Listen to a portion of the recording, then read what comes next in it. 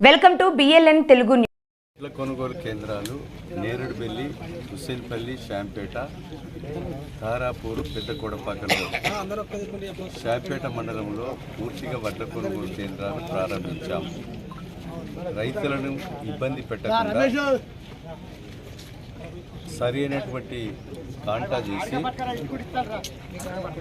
రైతులు సకాలంలో వెంటనే వడ్లను లిఫ్ట్ చేసి రైస్ మిల్లర్ను కూడా ఎలాంటి దోపిడీ లేకుండా వడ్లను దిగుబడి చేసుకోవాలి. 40 కిలోల 650 గ్రాములు కాంటా జోకాలి.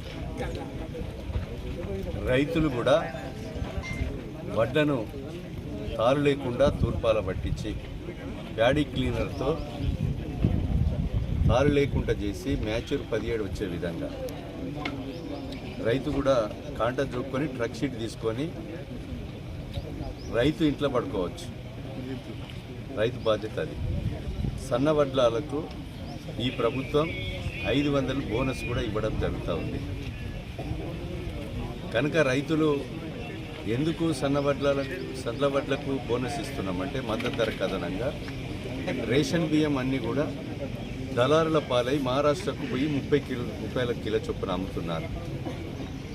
కనుక జనవరి 1వ తారీఖు నుంచి సంక్రాంతి నుంచి రైతు సోదరులు ప్రతి కుటుంబానికి సన్న బియ్యము ఇవ్వాలనేటువంటి లక్ష్యం ఈ ప్రభుత్వానికి. ఆర్థికంగా ఆరోగ్యకరంగా లేకున్నా గత ప్రభుత్వం 7 లక్షల కోట్ల అప్పు చేసిన వాళ్ళ అప్పుకు 63,000 కోట్ల మితి కడుతూ ప్రజా సంక్షేమ పథకాలను కొనసాగిస్తూ రైతులకు భారతదేశ చరిత్రలో ఎక్కడ లేని విధంగా 18,000 కోట్లు ప్రతి రైతుకు 2 లక్షల రుణమాఫీ చేసిన ప్రభుత్వం కాంగ్రెస్ ప్రభుత్వం, రేవంత్ రెడ్డి గారి నాయకత్వంలో.